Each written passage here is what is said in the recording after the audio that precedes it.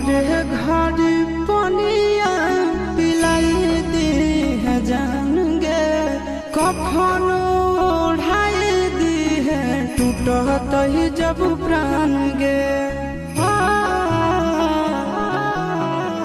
मोरे घर पनिया पिलाई दी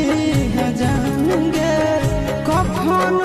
ओढ़ाई दी है टूटत ही जब प्राण गे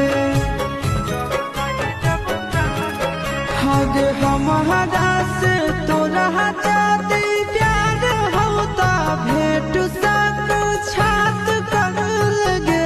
हगे सुनाया रावा हो भरती पाटनवा में आके मुलाकात कर लगे